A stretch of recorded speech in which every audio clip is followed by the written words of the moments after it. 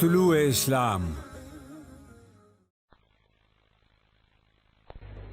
بسم اللہ الرحمن الرحیم۔ عزیزان من، یہ پرویز کی آواز ہے اور میں اپنے مکان واقع 25B گلبرگ 2 لاہور پاکستان سے بول رہا ہوں۔ آج اکتوبر 1979 کی 29 تاریخ ہے۔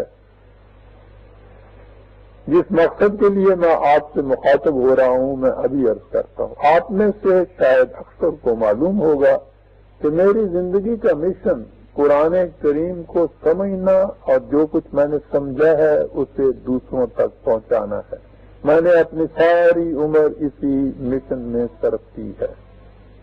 قرآن کریم کو سمجھنے کے بعد اسے دوسروں تک پہنچانے کے لیے میرے پاس جو ذرائع ہیں وہ پہلی چیز تو میری کتابیں ہیں، پھر ماہنامہ طلوع اسلام ہے، اس میں میرے مضامین مقالات شائع ہوتے ہیں، پھر وہ پیمفلٹس ہیں جو ہزاروں لاکھوں کی تعداد میں اس وقت تک تقسیم ہو چکے ہیں، پھر میری تقریریں ہیں جو مختلف تقریبوں پر میں کرتا ہوں، پھر میرے خطابات ہیں جو عام طور پر طلوع اسلام کی کنونشن میں پیش کرتا ہوں، اور سب سے بڑی چیز یہ کہ میرا مسلسل درس قرآن کریم ہے جو قریباً 25 سال سے جاری ہے، ہفتہ وار درس قرآن۔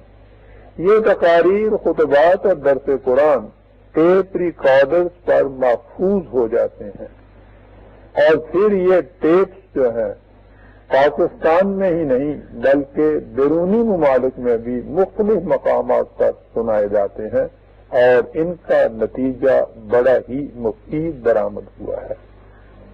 لیکن میری کتابیں ہوں یا دوسری تحریریں یا میرے خطابات ہوں یا تقاریر، عام طور پر ان کے متعلق کہا جاتا ہے کہ ان کی زبان ذرا مشکل ہوتی ہے، اور اس کی وجہ یہ ہے کہ میرے پیش نظر موضوع علمی ہوتے ہیں اور علمی زبان نسبتاً مشکل ہی ہوتی ہے۔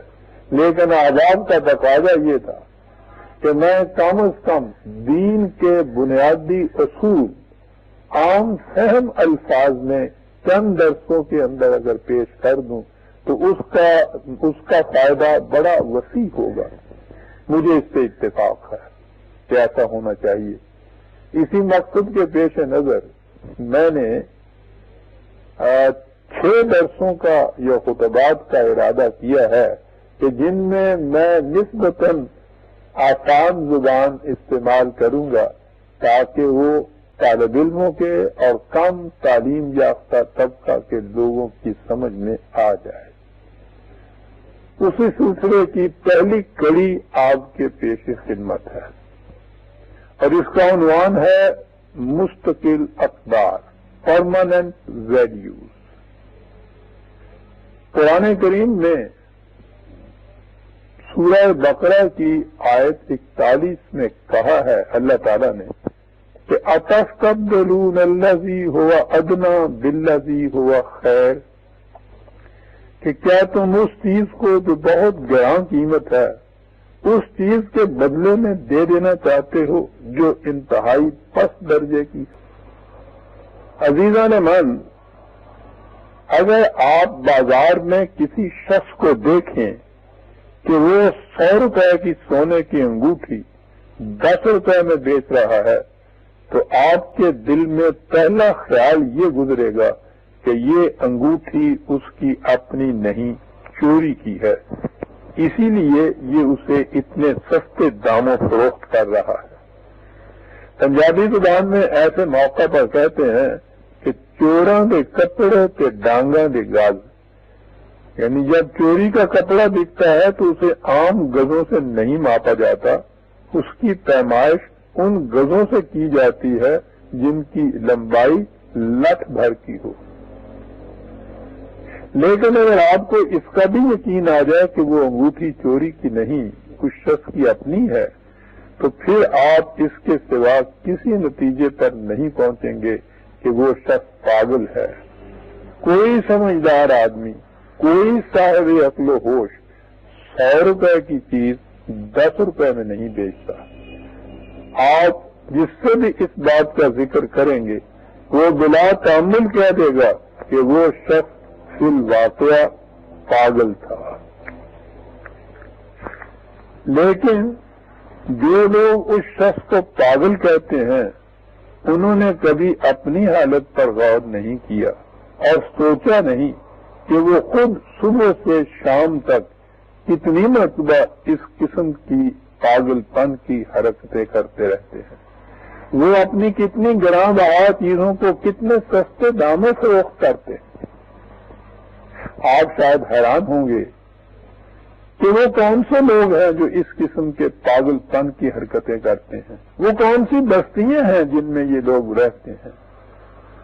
اگر آپ سے کہہ دیا جائے کہ وہ ہم میں سے ہی ہیں اور ہماری ہی بستیوں میں بستے ہیں تو شاید آپ اسے صحیح تسلیم کرنے پر آمادہ نہ ہوں.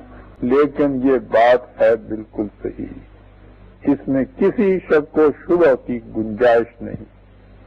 سنیے کہ یہ کس طرح صحیح ہے. ہمارے ہاں ایک عام محاورہ ہے اور میرا خیال ہے کہ آپ میں سے شاید ہی کوئی ایسا ہو جس نے اس محاورہ کا کبھی نہ کبھی استعمال نہ کیا ہو یا کم از کم اسے سنا نہ ہو. وہ محاورہ یہ ہے کہ مال صدقہ جان، جان صدقہ آبرو. آپ سمجھے کہ اس کا مطلب کیا ہے؟ مطلب بالکل واضح ہے. مال و دولت اچھی چیز ہے. اس سے دنیا میں انسان کے بہت سے کام نکلتے ہیں. اس سے ضروریات پوری ہوتی ہیں. اس سے انسان کھانے پینے کی چیزیں خریدتا ہے. بیمار ہو تو علاج کراتا ہے. ڈاکٹر کی فیس دیتا ہے. دوائیاں خرید کر لاتا ہے. کپڑے بنواتا ہے. بچوں کو تعلیم دلواتا ہے. یہ سب کچھ پیسے کے زور پر ہوتا ہے. ہمارے ایک پرانے شاعر نذیر اکبر آبادی نے کہا ہے کہ پیسہ نہ ہو تو آدمی چرخے کی مال ہے. اس لیے دنیا میں پیسے کی بڑی قدر ہے. جو شخص پیسہ سنبھال کر رکھتا ہے اسے ہر شخص عقل مند کہتا ہے. جو پیسہ برباد کرتا ہے اسے بیوقوف کہا جاتا ہے. لیکن زندگی میں ایسے وقت بھی آ جاتے ہیں کہ جو شخص اس وقت پیسہ خرچ نہیں کرتا، اسے سنبھال کر رکھتا ہے، ساری دنیا اس کا لعنت بھیجتی ہے. مثلا ایک شخص کا بچہ بیمار ہے، اس کی حالت نازک ہو رہی ہے. اس شخص کے پاس بہت سا روپیہ جمع ہے لیکن وہ اپنے بچے کے علاج پر کچھ خرچ نہیں کرتا. کبھی وہ اسے محلہ کے عطار کے پاس لے جاتا ہے کہ 2 پیسے کی شربت میں کام بن جائے. کبھی وہ کسی عامل کے پاس چلا جاتا ہے کہ اس کی جھاڑ پھونک سے فائدہ ہو جائے. بچے کی حالت دن بدن خراب ہوتی جاتی ہے. ساری دنیا اسے کہتی ہے لیکن وہ اس کے علاج پر پیسہ خرچ نہیں کرتا. بلاخر بچہ جان دے دیتا ہے. سوچئے کہ کون ہے جو ایسے دولت مند باپ پر لعنت نہیں بھیجے گا. ہر شخص اس سے کہے گا کہ میاں ٹھیک ہے، پیسہ اچھی چیز ہے، اس کی قدر کرنی چاہیے، اسے سنبھال کر رکھنا چاہیے. لیکن بچے کی جان کے مقابلے میں تو پیسہ کوئی چیز نہیں. انہی باتوں کے لیے تو پیسے کو سنبھال کر رکھا جاتا ہے. مال صدقہ جان ہوتا ہے. جو شخص جان بچانے کے لیے مال خرچ نہیں کرتا وہ بدبخت بخیل ہے. وہ انسان نہیں، درندہ ہے. جان کے مقابلے میں مال کی حیثیت کیا ہے؟ آپ نے غور کیا کہ یہ بات کیا ہوئی؟ بات بالکل صاف ہے. مال و دولت بے شک قیمت رکھتے ہیں، اپنی قیمت رکھتے ہیں، لیکن جان کی قیمت مال سے کہیں زیادہ ہے. جو شخص کم قیمت کی چیز یعنی مال و دولت کو سنبھال کر رکھتا ہے اور اس سے کہیں زیادہ قیمتی چیز یعنی جان کو ضائع کر دیتا ہے اسے کوئی اچھا نہیں سمجھتا. جو شخص بڑی قیمت کی چیز کو بچانے کے لیے کم قیمت کی چیز کو قربان کر دیتا ہے اس کی سب تعریف کرتے ہیں. یہی شخص عقل مند کہلاتا ہے۔ اب آگے بڑھیے، جہاں تک انسان کی اپنی جان بچانے کا تعلق ہے، بہت کم ایسے لوگ ہوں گے جو جان بچانے کی خاطر سب کچھ نہ کر گزرے۔ انسان تو ایک طرف، حیوانوں تک بھی اپنی جان بچانے کے لیے انتہائی کوشش کر دیتے ہیں۔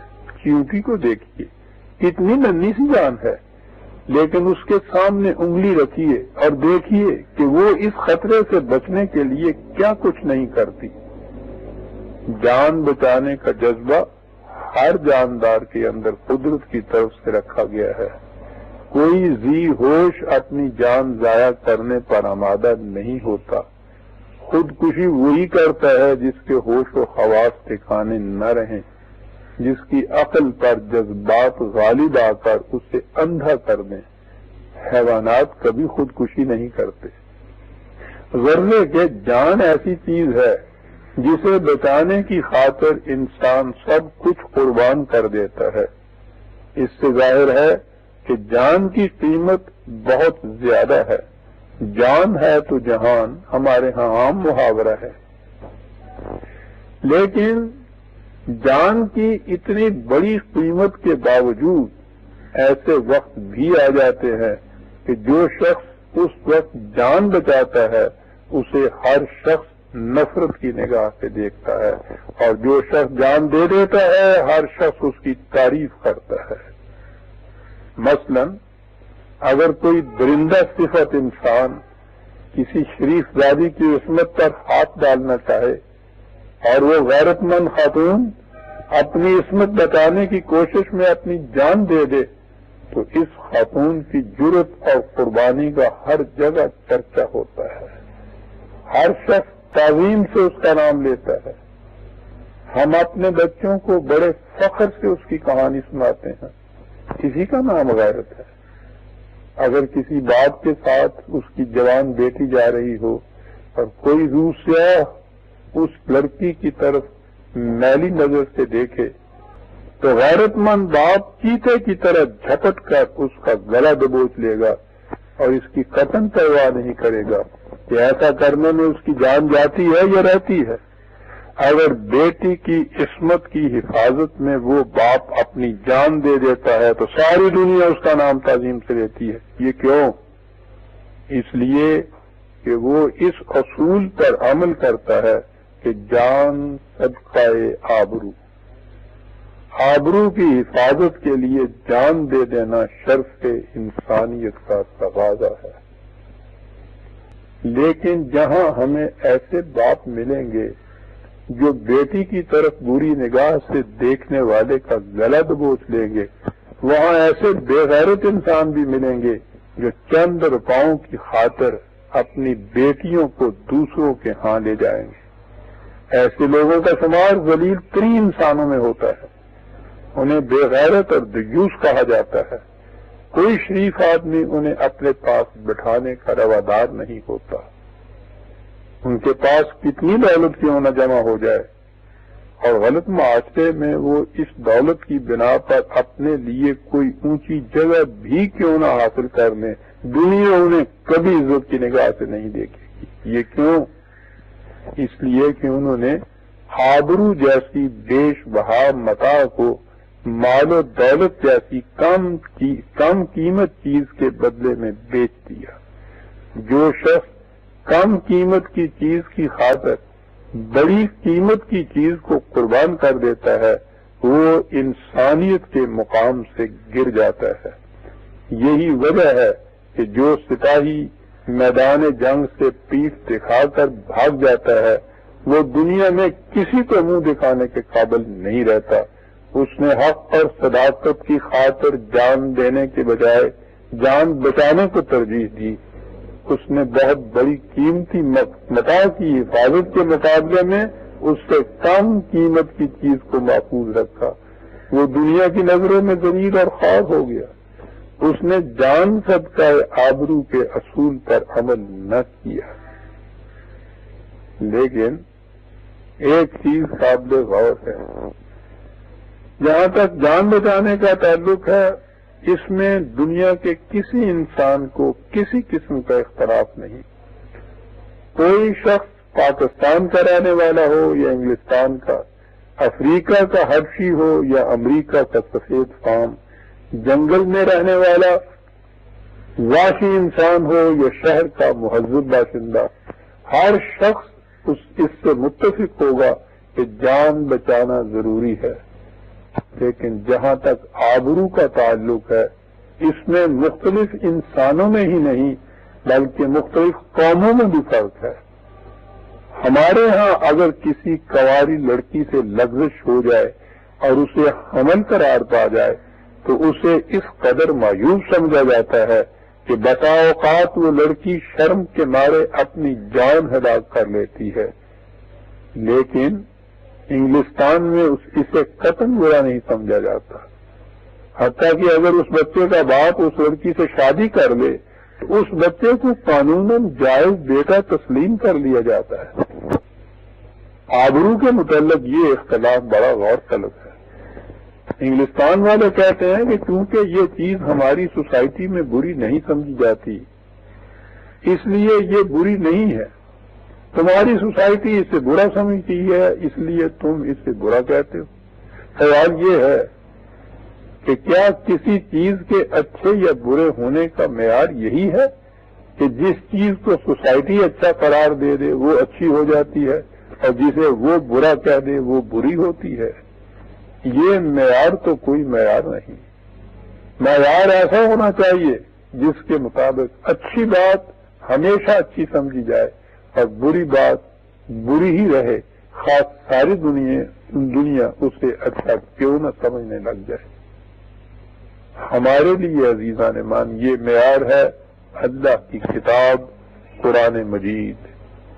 وہ یہ بتاتا ہے کہ کون سی چیز زیادہ قیمتی ہے اور کون سی کم قیمت کی، کون سی چیز ایسی ہے جسے اس سے زیادہ قیمتی چیز کی خاطر قربان کر دینا چاہیے اور کون سی ایسی جسے کسی حالت میں بھی قربان نہیں کیا جا سکتا.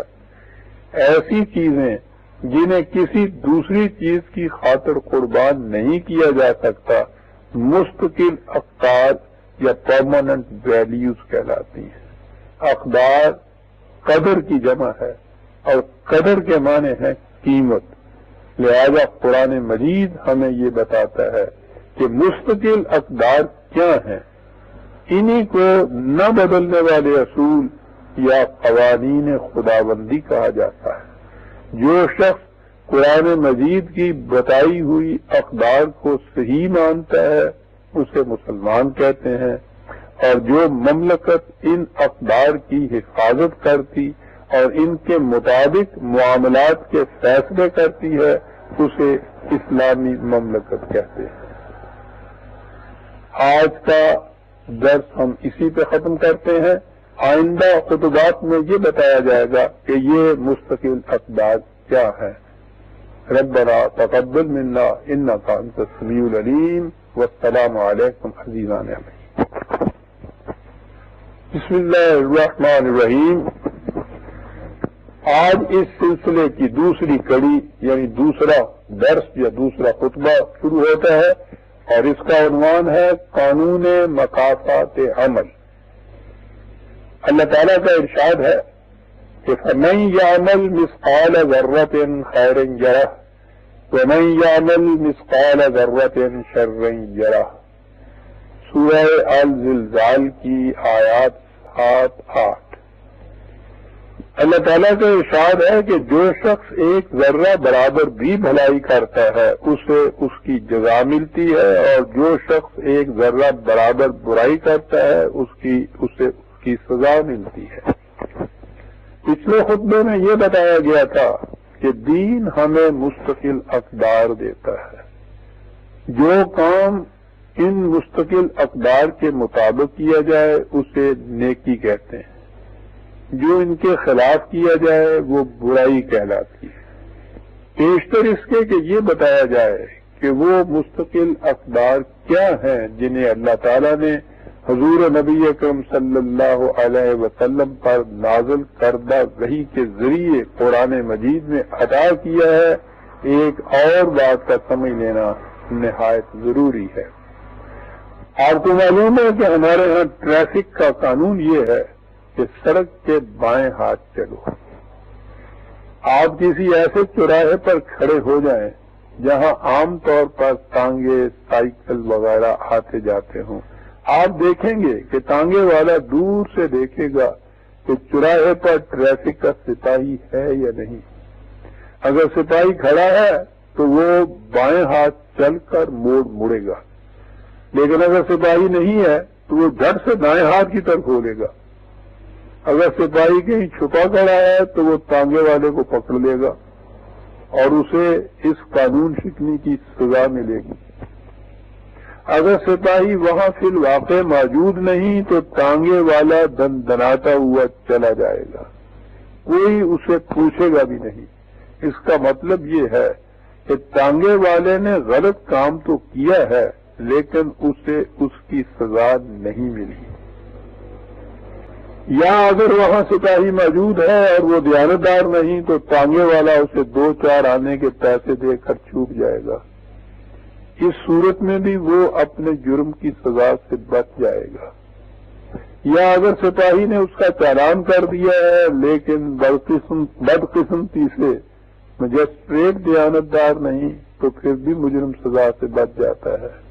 آپ غور کیجئے کہ کتنے لوگ ہیں جو قانون شکنی کے باوجود اس طرح سزا سے بچ جاتے ہیں اور دل میں خوش ہوتے اور فخر کرتے ہیں کہ ہم سب کچھ کرتے ہیں لیکن ہمارا کوئی بال بیکا نہیں کر سکتا۔ قانون شکنی اور اس کی سزا کی ایک صورت تو یہ ہے۔ اب دوسری صورت دیکھیے، ہمارے محلے میں ایک شخص بیمار تھا، ڈاکٹر نے اس کے مرض کی تشخیص کی، دوائی دی اور ساتھ ہی تاکید سے کہہ دیا کہ تم نے میٹھا نہیں کھانا، اگر ایسا کرو گے تو مرض بڑھ جائے گا۔ ڈاکٹر بڑا قابل تھا، علاج بھی نہایت عمدگی سے ہو رہا تھا، لیکن مریض کو فائدہ ہونے کے بجائے دن بدن اس کی حالت خراب ہوتی جا رہی تھی۔ ڈاکٹر صاحب اس سے پوچھتے کہ تم میٹھا تو نہیں کھاتے؟ وہ پورے یقین کے ساتھ کہہ دیتا کہ بالکل نہیں۔ ڈاکٹر صاحب کی سمجھ میں بات نہیں آتی تھی کہ آخر ماجرا کیا ہے، اسے آرام کیوں نہیں آتا۔ ایک دن جب کہ کمرے میں کوئی نہیں تھا، مریض کی بیوی نے دیکھا کہ وہ چپکے سے میٹھا کھا رہا ہے۔ وہ جھٹ سے اوپر جا پہنچی اور اس سے کہا کہ آپ یہ کیا کر رہے ہیں؟ اس نے کہا کہ اس وقت تو ہم سے ڈاکٹر صاحب دیکھ رہے تھے، میں تو ہر روز ایسا ہی کرتا ہوں۔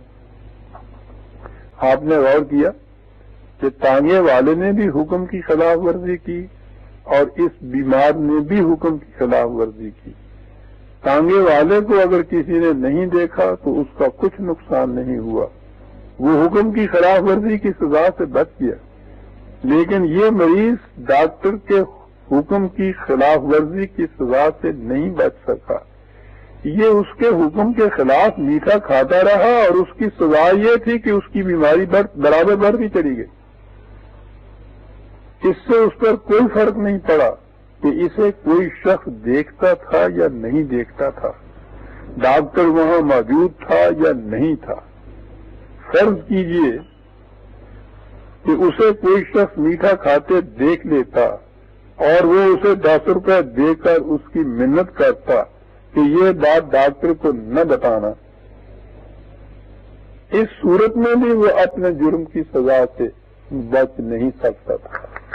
میٹھا اپنا مضر اثر برابر کیے جاتا، اس کی تکلیف بڑھتی چلی جاتی۔ اس سے ظاہر ہے کہ کسی کو اس قسم کے جرم کی سزا سے نہ رشوت بچا سکتی ہے نہ سفارش۔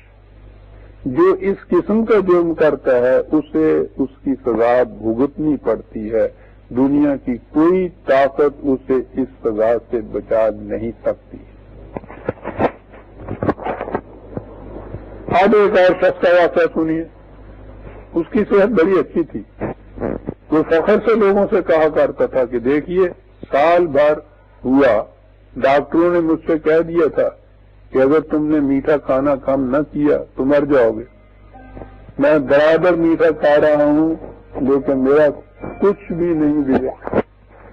ایک دن معلوم ہوا کہ وہ اچھا بھلا سویا، آدھی رات کے وقت اسے دورہ سا پڑا، صبح ڈاکٹر کے ہاں لے گئے تو اس نے کہا کہ اس کے بچنے کی بہت کم امید ہے، یہ مسلسل میٹھا کھاتا رہا ہے۔ اس نے اس کی حالت سخت خراب کر دی ہے۔ آپ سمجھے کہ اس کا مطلب کیا ہے؟ مطلب یہ کہ اس شخص پر میٹھا اپنا اثر برابر کر رہا تھا لیکن اسے اس کا احساس نہیں ہوتا تھا، وہ مضر اثر بڑھتا چلا گیا تاں کہ ایک دن اس کی حالت اس قدر خراب ہو گئی کہ اس کی جان کے ڈالے پڑ گئے، یعنی اسے ڈاکٹر کے حکم کی خلاف ورزی کی سزا تو برابر مل رہی تھی لیکن وہ اسے محسوس نہیں کرتا تھا تاں کہ ایک دن مرض نے اسے سختی سے پکڑ لیا۔ اس سے معلوم ہوا کہ بعض جرائم ایسے ہیں کہ ان کی سزا کا اثر بہت دیر میں جا کر نمودار ہوتا ہے۔ مجرم سمجھتے ہیں کہ ہمارا کچھ نہیں بگڑا لیکن یہ ان کی بھول ہوتی ہے، اندر ہی اندر ان کا سب کچھ بگڑ رہا ہوتا ہے۔ اب ایک اور مثال سنیے۔ ایک شخص محنت مزدوری کر کے کچھ کماتا ہے اور اپنی حلال کی کمائی سے گھی خرید کر لاتا ہے۔ گھی کھانے سے اس کی صحت، اس کی طاقت بڑھتی۔ دوسرا شخص کسی کی جیب کاٹتا ہے اور پولیس کی گرفت سے بچ جاتا ہے، وہ جو روپیہ اس طرح حاصل کرتا ہے اس کا گھی خرید کر لاتا ہے۔ معاف رکھیے میں یہاں گھی کا لفظ بار بار بول رہا ہوں، یہ ویجیٹیبل آئل کے لیے نہیں، یہ اس زمانے کی بات میں کر رہا ہوں کہ جب واقعی گھی مل جاتا تھا اور گھی سے طاقت بڑھتی تھی۔ بہرحال دوسرا شخص جس نے دوسرے کی جیب کاٹی ہے وہ بھی اس روپے کا گھی خرید کر لاتا ہے۔ گھی کھانے سے اس کی بھی طاقت ویسے ہی بڑھتی ہے جیسے پہلے شخص کی، یعنی جہاں تک انسان کے جسم کی صحت اور طاقت کا تعلق ہے گھی یکساں اثر کرتا ہے، خواہ وہ حلال کی کمائی سے خریدا جائے یا حرام کی کمائی سے۔ اس سے بظاہر ایسا معلوم ہوتا ہے کہ یہ شخص جس نے چوری کے روپے سے گھی خریدا تھا اپنے جرم کی سزا سے بالکل بچ گیا۔ یہ پولیس کی گرفت سے بچ نکلا، اس لیے اسے عدالت سے سزا نہ ملی اور خالص گھی کھاتا رہا، اس لیے میٹھا کھانے والے مریض کی طرح اس کی صحت پر بھی برا اثر نہ پڑا۔ اس سے لوگ یہ سمجھ لیتے ہیں کہ اگر انسان ایسا انتظام کر لے کہ وہ پولیس کی گرفت میں نہ آ سکے یا اسے عدالت سزا نہ دے تو پھر اس کے جرم کی سزا کہیں سے نہیں ملتی۔ قرآن کریم کہتا ہے کہ یہ غلط ہے۔ چوری کے پیسوں کا گھی کھانے سے انسان کے جسم پر کوئی برا اثر نہیں پڑتا، لیکن انسان کے جسم کے علاوہ ایک اور چیز بھی ہے جسے اس کی ذات کہا جاتا ہے۔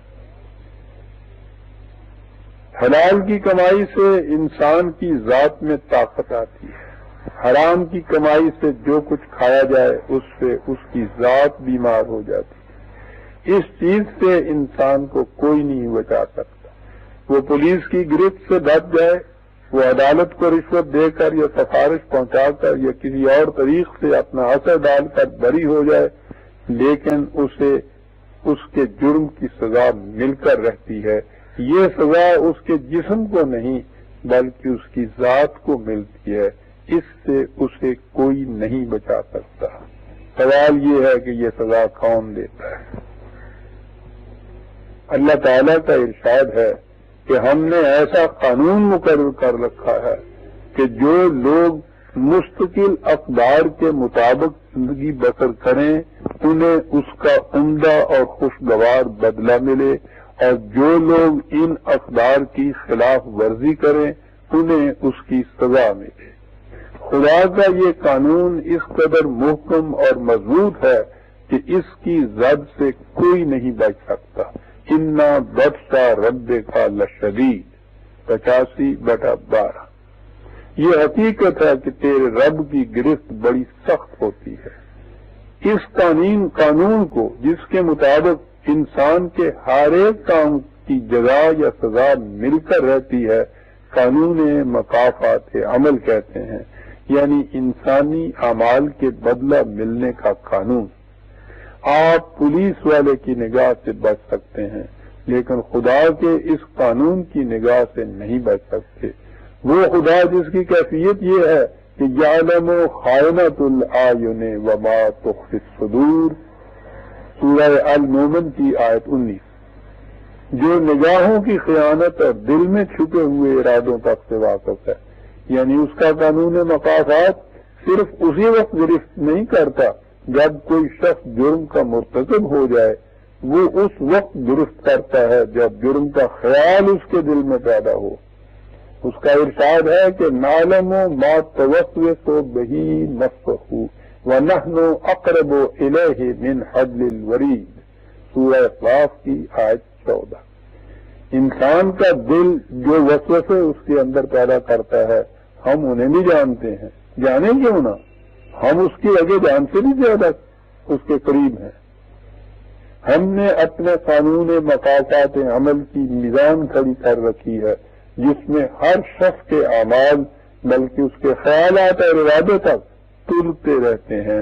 فمن یعمل مثقال ذرۃ خیرا یرہ، تو جو شخص ذرہ برابر بھی بھلائی کرتا ہے وہ بھی اس کے سامنے آ جاتی ہے۔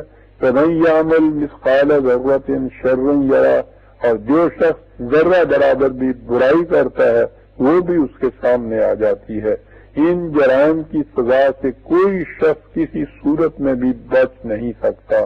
لا تجزی نفس عن نفس شیئا، اس بارے میں کوئی شخص کسی دوسرے شخص کے کام نہیں آ سکتا۔ ولا يقبل منها شفاعۃ، نہ ہی اس سے کوئی سفارش قبول کی جا سکتی ہے۔ ولا يؤخذ منها عدل، نہ ہی کوئی شخص کچھ معاوضہ دے کر چھوٹ سکتا ہے۔ ولا هم ينصرون، اور نہ ہی ایسے لوگوں کو کسی قسم کی مدد دی جا سکتی ہے۔ یہ ہے خدا کا قانون مکافات عمل۔ مسلمان وہ ہے جو خدا کے اس قانون مکافات عمل پر پورا یقین رکھے، اسی کو ایمان کہتے ہیں۔ یاد رکھیے، جو شخص قانون شکنی کرتے وقت یہ سمجھتا ہے کہ مجھے کون دیکھتا ہے، یا جو شخص یہ سمجھتا ہے کہ میں رشوت دے کر سفارش پہنچا کر یا اپنا اثر ڈال کر جرم کی سزا سے بچ جاؤں گا، وہ خدا کے قانون مکافات پر ایمان نہیں رکھتا، وہ خدا کا منکر ہے۔ کیونکہ اسلامی مملکت قوانین خداوندی کو دنیا میں نافذ کرنے کا ذریعہ ہوتی ہے، اس لیے اس مملکت میں کوئی مجرم اپنے جرم کی سزا سے نہیں بچ سکتا۔ اس میں نہ رشوت کام دے سکتی ہے، نہ سفارش، نہ کسی کا اثر و رسوخ کچھ کر سکتا ہے، نہ اس کا عہدہ یا مرتبہ اس کے کسی کام آ سکتا ہے۔ اس میں جو شخص قانون کی خلاف ورزی کرتا ہے وہ اپنے کیے کی سزا پاتا ہے۔ جو قانون کا احترام کرتا ہے وہ عزت اور امن کا مستحق ہوتا ہے۔ یہ غیر متبدل اصول ہے، یہ مستقل قدر ہے جسے کوئی نہیں بدل سکتا۔ بسم اللہ الرحمن الرحیم۔ صاحب کا درس دوسرا، اس کڑی کی دوسری کڑی تھی، آج تیسری کڑی شروع ہوتی ہے۔ یہ تیسرا خطبہ یا درس ہے، اس کا عنوان ہے دیر ہے اندھیر نہیں۔ اللہ تعالیٰ کا ارشاد ہے انہ لا یفلح الظالمون، یاد رکھو کہ ظالم کی کھیتی کبھی پروان نہیں چڑھ سکتی، ظلم کرنے والے کبھی کامیاب نہیں ہو سکتے۔ گزشتہ درس میں ہم نے بتایا تھا کہ خدا کے قانون مکافات کے مطابق انسان کا ہر کام نتیجہ مرتب کر کے رہتا ہے۔ جو بھلائی کرتا ہے اسے اس کی جزا ملتی ہے، جو برائی کرتا ہے وہ اس کی سزا پاتا ہے۔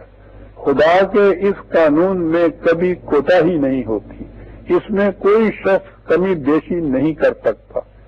وہ خطبہ سننے کے بعد آپ کا خطبہ سننے کے بعد ایک شخص میرے پاس آیا اور کہنے لگا کہ جو کچھ آپ نے کہا تھا اس پر ہمارا ایمان تو ہے کیونکہ وہ اللہ تعالیٰ کا فرمان ہے، لیکن معاف فرمائیے ہم جو کچھ دنیا میں اپنی آنکھوں سے دیکھتے ہیں وہ اس کے بالکل برعکس ہے۔ خدا کا فرمان تو یہ ہے کہ ظالم کی کھیتی کبھی پروان نہیں چڑھتی، ظلم کبھی کامیاب نہیں ہو سکتا، بددیانتی اور بے ایمانی ہمیشہ نقصان دیتی ہے، جو دوسرے کا برا کرتا ہے اس کا ہمیشہ برا ہوتا ہے، جو مظلوم کو ستاتا ہے وہ کبھی چین سے نہیں بیٹھ سکتا، جو غریبوں کو لوٹتا ہے وہ تباہ اور برباد ہو جاتا ہے، جو کمزوروں پر ہاتھ اٹھاتا ہے اس کے ہاتھ ٹوٹ جاتے ہیں، جو کسی کے لیے کنواں کھودتا ہے وہ خود کنویں میں گرتا ہے، لیکن ہم دیکھتے یہ ہیں کہ دنیا میں ہوتا اس کے بالکل الٹ ہے۔ دور کیوں جائیں، ہم نے خود پاکستان میں جو کچھ ہوتے دیکھا ہے وہ اس کی زندہ شہادت ہے کہ ظالم کی کھیتی پروان چڑھتی ہے اور مظلوم ہمیشہ تباہ اور برباد ہوتا ہے۔ دولت مند لوگ اپنی دولت کے نشے میں بدمست سب کچھ کرتے ہیں اور انہیں کوئی پوچھنے والا نہیں ہوتا۔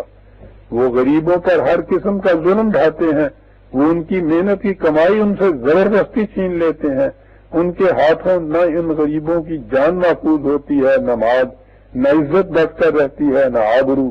وہ در بدر دھکے کھاتے ہیں، ایک ایک کا دروازہ کھٹکھٹاتے ہیں، وہ ہر صاحب اقتدار سے عدل و انصاف کی بھیک مانگتے ہیں، لیکن ان کی جھولی میں کہیں سے ایک ٹکڑا نہیں پڑتا۔ ان ظالموں خونخواروں کے کتے ریشمی گدوں پر سوتے ہیں اور بیچاری بیواؤں کے یتیم بچوں کو سردی سے بچنے کے لیے لحاظ تک نصیب نہیں ہوتا۔ معاف فرمائیے، اس نے کہا کہ میری سمجھ میں نہیں آتا کہ خدا کا قانون مکافات کہاں چلا جاتا ہے۔ ہمیں بتایا یہ جاتا ہے کہ دیانت داری سے کاروبار میں برکت ہوتی ہے، لیکن ہم نے دیکھا یہ ہے کہ کاروبار چلتے ہی اس کا ہے جو بددیانتی کرے۔ ایمانداری سے کام کرنے والا 4 دن میں اپنی پونجی تک بھی ضائع کر کے بیٹھ جاتا ہے، لیکن بددیانتی کرنے والے سونے کے محلات بناتے چلے جاتے ہیں۔ معلوم نہیں خدا کا قانون مکافات کون سی دنیا میں چلتا ہے۔ ہماری دنیا میں تو یہی قانون ہے کہ جس کی لاٹھی اس کی بھینس۔ ہمارے ہاں تو مسلسل یہی قانون چلتا آ رہا ہے۔ جس شخص نے مجھ سے یہ باتیں کی وہ بڑا دکھی تھا۔ میں نے بڑے اطمینان اور سکون سے ان باتوں کو سنا۔ یہ باتیں تنہا اس ایک شخص کے دل کی آواز نہیں تھی، ہزاروں لاکھوں مظلوم انسان ہیں جن کے دل میں اسی قسم کے خیالات آتے ہیں۔ ان میں سے بعض لوگ ان خیالات کو زبان تک لے آتے ہیں، باقی اپنے دل کے اندر رکھتے ہیں۔ یہ خیالات ایسے نہیں جنہیں یوں ہی سن کر ٹال دیا جائے، ان پر سنجیدگی سے غور کرنا چاہیے اور ٹھنڈے دل سے سوچنا چاہیے کہ اگر خدا کا قانون مکافات برحق ہے اور اس کے برحق ہونے میں کسے شبہ ہو سکتا ہے، تو پھر دنیا میں ایسا کیوں ہوتا ہے؟ بات بڑی اہم ہے، اس لیے اسے بڑی توجہ سے سننا چاہیے۔ اسے ایک مثال سے سمجھنے کی کوشش کیجیے۔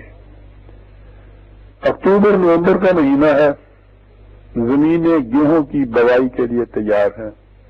ان دنوں کسانوں کے گھروں میں عام طور پر غلے کی کمی ہوتی ہے، لیکن انہوں نے بیج کے لیے غلہ سنبھال کر رکھا ہوتا ہے۔ 2 کسان ہیں جن کے گھروں میں فاقوں تک کی نوبت آ رہی ہے۔ ان میں سے ایک کسان اپنے بیج کا غلہ لیتا ہے اور چکی پر جا کر آٹا پسوا لاتا ہے۔ اس کے گھر میں رات کو تازہ تازہ گیہوں کی روٹیاں پکنے لگ جاتی ہیں اور وہ اور اس کے بچے پیٹ بھر کر روٹی کھاتے ہیں اور خوش ہوتے ہیں کہ ان کی مصیبت کٹ گئی۔ دوسرا کسان غلہ باہر لے جاتا ہے اور کھیت میں بیج ڈال دیتا ہے۔ اس کے گھر میں بدستور تنگی رہتی ہے، اسے اور اس کے بیوی بچوں کو گیہوں کی روٹی دیکھنے تک نصیب نہیں ہوتی۔ یہ کسان ہر روز کھیت پر جاتا ہے اور دن بھر محنت کرتا ہے، لیکن شام کو پھر خالی ہاتھ واپس گھر آ جاتا ہے۔ دوسرا کسان اپنا بیل بیچ کر چند دن کے لیے پھر مزے اڑاتا ہے، پھر زمین رہن رکھ دیتا ہے اور بڑی خوشحالی سے دن گزارتا ہے، لیکن اس کا ہمسایہ سخت مصیبت کے دن کاٹتا ہے۔ 1 مہینہ، 2 مہینے، 3 مہینے 4 مہینے 5 مہینے 6 مہینے صبح سے شام اور شام سے صبح برابر محنت کرتا ہے، لیکن اسے کھیت میں سے ایک وقت کی روٹی بھی نہیں ملتی۔ اس کے بچے اس سے برابر پوچھتے رہتے ہیں کہ بابا ہمارا ہمسایہ کوئی کام نہیں کرتا، اور وہ اور اس کے بچے عیش اڑاتے ہیں، ہم دن بھر محنت کرتے رہتے ہیں اور ہمیں ٹکڑا تک نصیب نہیں ہوتا۔ ہم نے سنا تھا کہ محنت اپنا پھل لاتی ہے، لیکن ہماری محنت تو کوئی پھل نہیں لاتی، ہم تو محنت کرتے ہیں اور خالی ہاتھ گھر آ جاتے ہیں۔ وہ ان سے کہتا ہے کہ بیٹا محنت اپنا پھل لاتی ہے، خدا کا قانون بالکل سچا ہے، لیکن بیج بونے اور فصل پکنے میں ایک وقفہ ہوتا ہے، ایک مدت ہوتی ہے، کوئی شخص اس وقفے کو کم نہیں کر سکتا۔ جو شخص ہمت اور استقلال سے اس دوران میں محنت کیے جاتا ہے اور حوصلہ نہیں ہارتا، اس کی محنت اپنے وقت پر پھل لا کر رہتی ہے۔ وہ انہیں یہ نصیحتیں کرتا رہتا ہے کہ اتنے میں کٹائی کے دن آ جاتے ہیں اور اس کسان کا سارا گھر غلے سے بھر جاتا ہے، اس کی محنت بلاخر پھل لاتی ہے۔ کمثل حبۃ انبتت سبع سنابل فی کل سنبلۃ مئۃ حبۃ، اس دانے کی طرح جو 7 بالیں اگائے اور ہر ایک بال میں 100 دانے ہوں۔ اس طرح اس دیانتدار محنت کش کسان کو ایک ایک دانے کے بدلے 700 دانے ملتے ہیں۔ اس کے برعکس دوسرا کسان جس نے خدا کے قانون کو چھوڑ کر بیج کے دانے پہ سوا لیے تھے، اس کا نہ گھر رہا، نہ بار، نہ ڈھور رہے، نہ ڈنگر، نہ کھیتی رہی، نہ زمین۔ وہ مفلس اور قلاش ہو کر در بدر بھیک مانگنے لگ گیا۔ یہ کیفیت ہے خدا کے قانون مکافات عمل کی۔ وہ بالکل برحق، لیکن بیج کے بونے اور کھیتی کے پکنے میں وقت ضرور لگتا ہے۔ جو اس سے تنگ نہیں آتا اور ہمت اور استقلال سے تمام مشقتوں کو برداشت کرتا ہے، اس کی کھیتی پروان چڑھ جاتی ہے۔ جو مایوس ہو کر زمین میں بیج نہیں ڈالتا یا جلد بازی میں سبز گیہوں بیلوں کو چرا لیتا ہے، وہ آخر الامر تباہ اور برباد ہو جاتا ہے۔ یہی مثال ظالم کی ہے، اس کی کھیتی کبھی نہیں پنپتی، لیکن اس کے ظلم کرنے اور ظلم کا نتیجہ برآمد ہونے میں ایک وقفہ ہوتا ہے۔ اگر وہ اس مہلت کے وقفے میں سمجھ جائے، اسے ہوش آ جائے، وہ ظلم کو چھوڑ کر مظلوموں کی امداد کرنے لگ جائے، وہ غریبوں سے ہمدردی کرے، وہ عدل اور انصاف کے راستے ہموار کر دے، وہ دیانت اور امانت پر کار بند ہو جائے، تو اس کے یہ نیک کام اس کی سابقہ برائیوں کے داغوں دھو ڈالتے ہیں۔ لیکن اگر وہ ایسا نہ کرے اور اپنے ظلم اور سرکشی میں بڑھتا ہی چلا جائے، تو پھر خدا کا قانون ایسے لوگوں سے پکار کر کہتا ہے کہ انا لقادرون علی ان نبدل خیرا منہم وما نحن بمسبوقین، ہم اس پر قادر ہیں کہ ان کی جگہ ایسے لوگوں کو لے آئیں جو ان سے بہتر ہوں۔ دنیا میں کوئی قوت ایسی نہیں جو ہمیں ایسا کرنے سے روک دے، جو ہمیں عاجز کر دے، جو ہم سے آگے بڑھ جائے۔ چنانچہ وہ لوگ جو ان سے بہتر ہوتے ہیں آتے ہیں اور ان کے ظلم اور سرکشی کے راستوں کو روک کر کھڑے ہو جاتے ہیں اور ان کی کلائیاں توڑ دیتے ہیں۔ یوں خدا کا قانون مکافات عذاب بن کر ان کے سر پر مسلط ہو جاتا ہے۔ سورہ انبیاء میں قرآن کریم نے ان کی اس کیفیت کو بڑے دلکش اور عبرت انگیز انداز میں بیان کیا ہے، جہاں کہا ہے کہ وَكَمْ قَسَمْنَا مِنْ قَرْيَةٍ كَانَتْ ظَالِمَةً وَأَنشَأْنَا بَعْدَهَا قَوْمًا آخَرِينَ، کتنی ہی بستیاں ہم نے تباہ و برباد کر دی جن کے رہنے والے ظالم تھے، اور ان کے بعد ہم نے ان کی جگہ دوسرے لوگوں کو اٹھا کھڑا کیا۔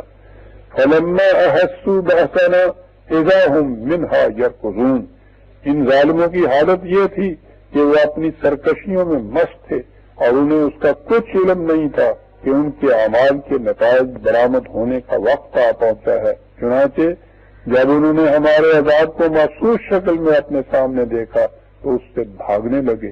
ہمارے قانون مقافات نے پکارا لا ترکضوا، اب مت بھاگو، تم بھاگ کر کہیں نہیں جا سکتے.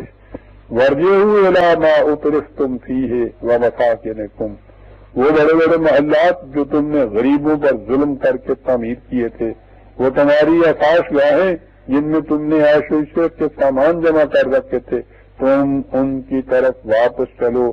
لعلکم تسألون، تاکہ تم سے پوچھا جائے کہ تم نے یہ دولت کہاں سے لی تھی. انہیں اس طرح پکڑا جائے گا. قالوا یا ویلنا انا کنا ظالمین، وہ اس کا اقرار کریں گے کہ ہم نے واقعی لوگوں پر ظلم اور زیادتی سے یہ سب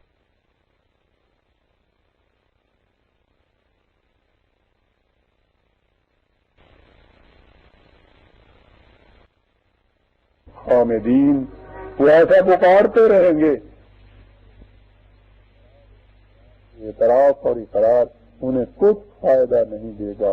ہمارا قانون مقافات انہیں ایسا بنا دے گا جیسے کٹے ہوئے کھیت یا بجھے ہوئے شعلے کہ جن کی صرف راکھ باقی رہ جائے. یوں خدا کے قانون مقافات، خدا کا قانون مقافات ظالموں اور سرکشوں کو آخر الامر تباہ اور برباد کر دیتا ہے. لیکن جن لوگوں کے ہاتھوں میں انہیں تباہ اور برباد کراتا ہے، ان سے واضح الفاظ میں کہہ دیتا ہے کہ تم یہ نہ سمجھ لینا کہ تم جو جی میں آئے کرو، تمہارا کچھ نہیں بگڑے گا. ثم جعلناکم خلائف فی الارض من بعدہم لننظر کیف تعملون، پھر ہم نے ملک میں تمہیں ان کا جانشین بنایا تاکہ ہم دیکھیں کہ تم کس قسم کے کام کرتے ہو. انہوں نے ظلم کیا تو وہ تباہ اور برباد ہو گئے، تم ظلم کرو گے تو تم بھی تباہ اور برباد ہو جاؤ گے. خدا کا قانون مقافات نہ کسی پر ظلم کرتا ہے نہ کسی کی رعایت کرتا ہے. مسلمان وہ ہے جو اس حقیقت پر یقین رکھے کہ عمل اور اس کے نتیجے میں وقفہ ضرور ہوتا ہے، لیکن ایسا نہیں ہو سکتا کہ عمل بد اپنا نتیجہ مرتب نہ کرے. ظلم کی کھیتی جھلس کر رہتی ہے، خواہ اس میں کتنی دیر کیوں نہ لگے. السلام علیکم عزیزان مان، آج کا یہ تیسرا درس ہمارا ختم ہوا. ربنا تقبل منا انک انت السمیع العلیم. اس کے بعد ہم چوتھا خطبہ آپ کے سامنے پیش کریں گے. شکریہ. عزیزان مان، اگلے درس کے لیے بہتر ہے کہ آپ اس ٹیپ کو ابھی سے پلٹ لیں تاکہ خطبے کے درمیان آپ کو ٹیپ پلٹنا نہ پڑے اور اس میں درمیان میں انٹرپشن آپ کے آ جائے. ہم چوتھا خطبہ اس ٹیپ کی دوسری سائڈ سے شروع میں ہی آغاز اس کا کریں گے. عزیزان مان، آج اس سلسلے کی چوتھی کڑی شروع ہوتی ہے اور اس کا عنوان ہے افراد اور امت. اللہ تعالیٰ کا ارشاد ہے کہ کنتم خیر امت اخرجت للناس، یعنی تم بہترین قوم ہو جسے تمام نوع انسانی کی بھلائی کے لیے پیدا کیا گیا ہے. آپ کا درس میں یہ حقیقت آپ کے سامنے آ چکی تھی کہ خدا کے قانون مقاصد عمل کے مطابق ہر کام، خواہ وہ دل میں گزرنے والا ارادہ ہی کیوں نہ ہو، اپنا نتیجہ پیدا کر کے رہتا ہے. اس میں وقت تو ضرور لگتا ہے، جس طرح ایک بیج کو فصل بننے کے لیے وقت لگتا ہے، لیکن یہ کبھی نہیں ہوتا کہ بیج بویا جائے اور اس سے درخت بن کر پھل پیدا نہ ہو، یا بیج تو ہو کیکر کا لیکن اس پیڑ میں آم لگ جائیں. لیکن یہ دیکھنے کی بات ہے کہ بیج درخت کس طرح بنتا ہے. بیج کو مٹی میں ملا دیا جاتا ہے، پھر اس میں پانی دیا جاتا ہے، اوپر سے سورج کی گرمی پہنچتی ہے، اس سے اس بیج میں سے کوپر نکلتی ہے، وہ ہوا سے غذا حاصل کرتی ہے اور آگے بڑھنا شروع ہو جاتی ہے. لہذا بیج کے درخت بننے کے لیے اس کے ساتھ مٹی، پانی، حرارت، روشنی، ہوا کا ہونا ضروری ہے. لیکن اگر آپ ایسا کریں کہ اعلیٰ قسم کا بیج لیں اور اسے برآمدے کے ایک کونے میں رکھ دیں اس کے پاس ہی ایک طرف صاف ستھری مٹی کا ڈھیر لگا دیں، ایک طرف پانی کی بالٹی بھر کر رکھ دیں، سورج کی دھوپ سے روشنی اور حرارت اس بیج کو خود ملتی جائے گی، ہوا بھی برآمدے میں موجود ہے، اس طرح وہ تمام چیزیں جمع ہو جائیں گی جن سے درخت بنتا ہے۔ لیکن آپ سوچئے کہ اگر یہ چیزیں 100 برس تک بھی اس طرح پڑی رہے تو ان سے درخت تو ایک طرف ایک پتی بھی بن سکے گی؟ کبھی نہیں۔ یہ کیوں؟ اس لیے کہ جب تک یہ تمام چیزیں ایک دوسرے کے ساتھ مل نہ جائیں، بیج میں سے کوپل کبھی نہیں پھوٹ سکتی۔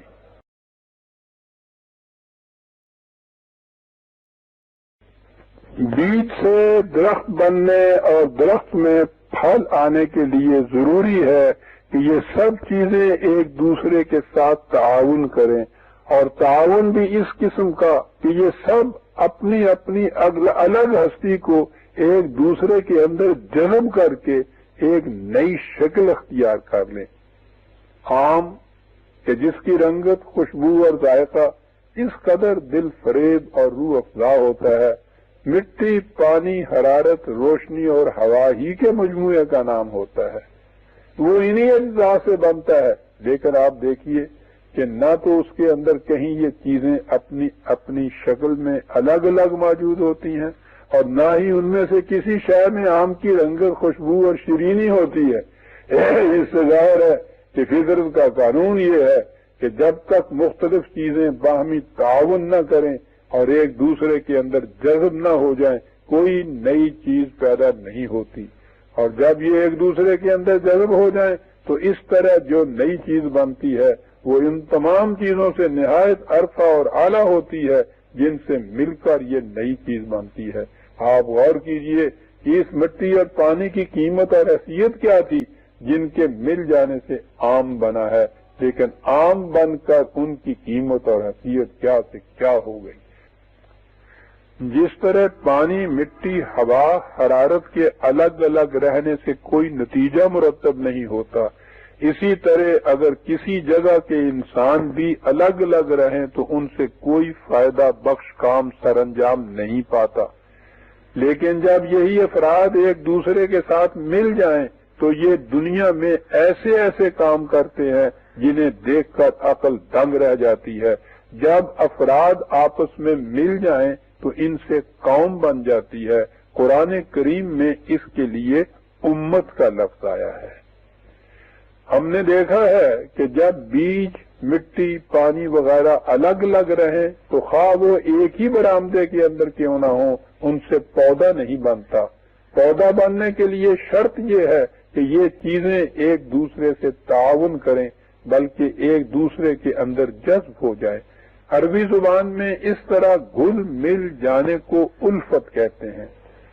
اس طرح اگر کسی ملک کے افراد ایک دوسرے سے الگ الگ رہیں اور ہر ایک اپنے اپنے فائدے کے پیچھے لگا رہے تو انہیں قوم یا امت نہیں کہا جا سکتا۔ یہ اس وقت امت بنتے ہیں جب یہ ایک دوسرے کے ساتھ تعاون کریں اور گھل مل کر رہیں، یعنی ان میں الفت پیدا ہو جائے۔ چنانچہ قرآن مجید میں مسلمانوں کے متعلق ہے کہ وَاذْكُرُوا نِعْمَةَ اللَّهِ عَلَيْكُمْ إِذْ كُنْتُمْ أَعْدَاءً فَأَلَّفَ بَيْنَ قُلُوبِكُمْ فَأَصْبَحْتُمْ بِنِعْمَتِهِ إِخْوَانًا۔ تم اللہ کے اس انعام کو یاد کرو کہ ایک وقت وہ تھا جب تم الگ الگ تھے اور ایک دوسرے کے دشمن تھے، پھر اس نے تمہارے دلوں میں الفت ڈال دی اور تم ایک دوسرے کے ساتھ گھل مل کر رہنے لگ گئے۔ اس طرح تم اس کی نعمت سے بھائی بھائی بن گئے۔ وَكُنْتُمْ عَلَى شَفَا حُفْرَةٍ مِّنَ النَّارِ فَانْقَذَكُم مِّنْهَا۔ تم تباہی اور بربادی کے جہنم کے کنارے تک پہنچ چکے تھے کہ اللہ نے تمہیں اس میں گرنے سے بچا لیا۔ كَذَلِكَ يُبَيِّنُ اللَّهُ لَكُمْ آيَاتِهِ لَعَلَّكُمْ تَهْتَدُونَ۔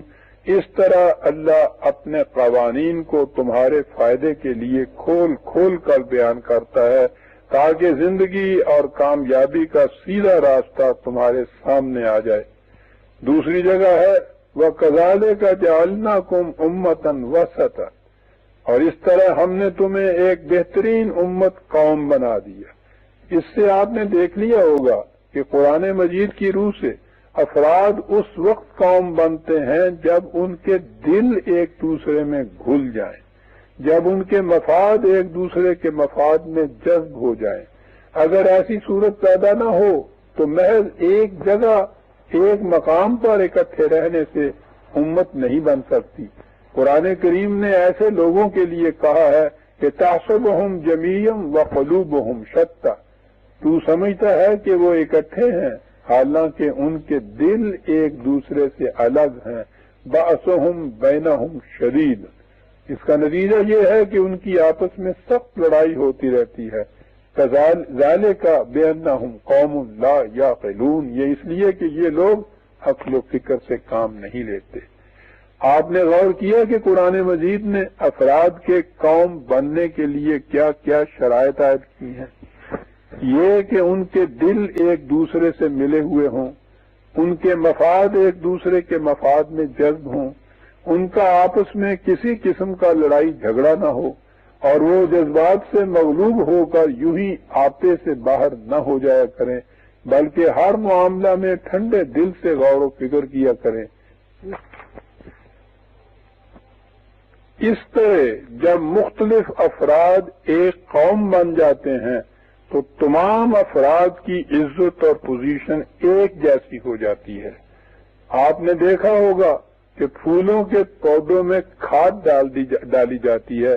کھاد ایسی چیز ہے جس سے ہر شخص نفرت کرتا ہے، اس سے پرے پرے رہنا چاہتا ہے، لیکن وہی کھاد جب اپنے آپ کو مٹی اور پانی میں جذب کر دیتی ہے تو پھول بن جاتی ہے جسے ہر شخص سینے سے لگائے اور سر پر چڑھائے رکھتا ہے۔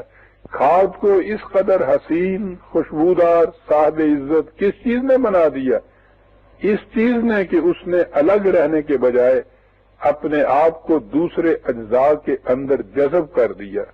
اسی طرح امت کے اندر جذب ہو جانے سے ہر فرد کی قدر و قیمت بڑھ جاتی ہے۔ آپ کو معلوم ہے کہ مٹھائی آج کل جب میں یہ درس ریکارڈ کر رہا ہوں 20 روپے سیر بکتی ہے۔ مٹھائی میں کیا کیا ہوتا ہے؟ میدا جس کی قیمت شاید 2-3 روپے سیر ہو، شکر یعنی کھانڈ جس کا نرخ شاید 3-4 روپے سیر ہو۔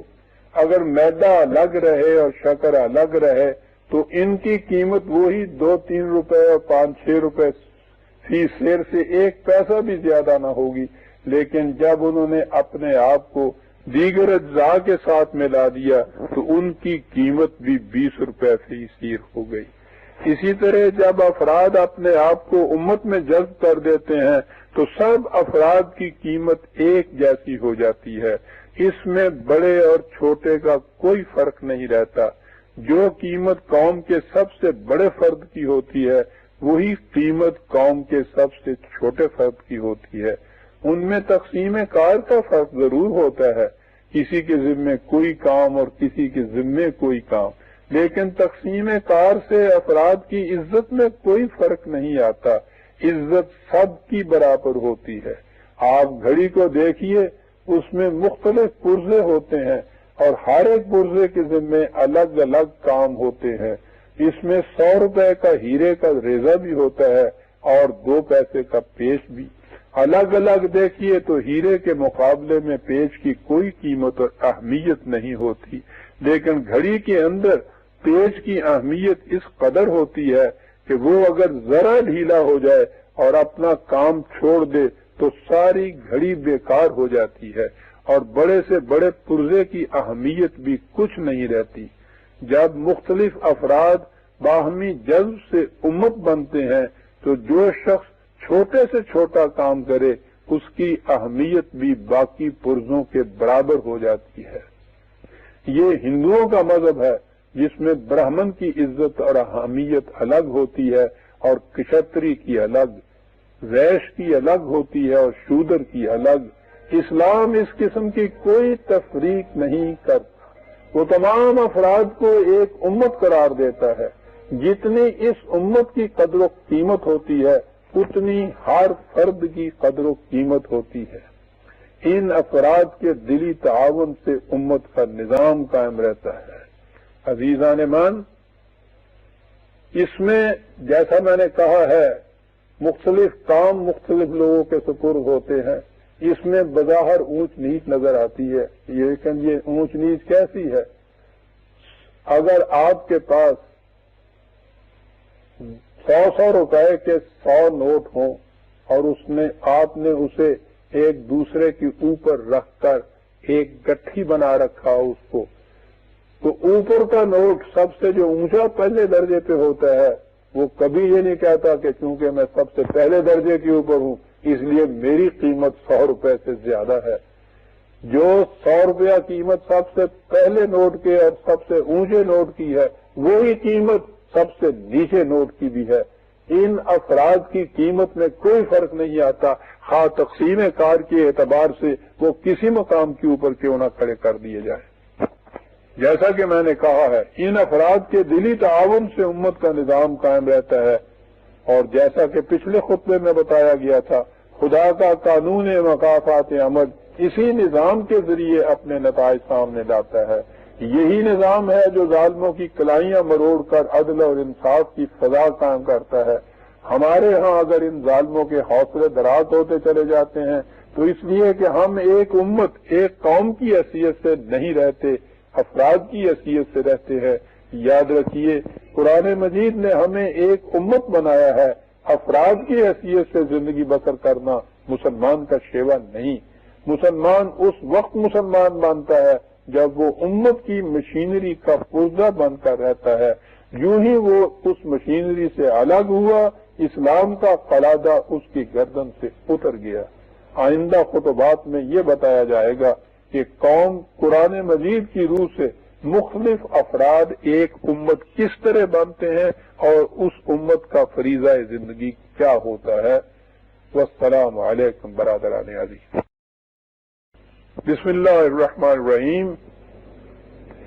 آج 5واں خطبہ ہے اور اس سلسلہ کی 5ویں کڑی، اور آج کے خطبہ یا درس کا عنوان ہے افراد قوم کس طرح بنتے ہیں.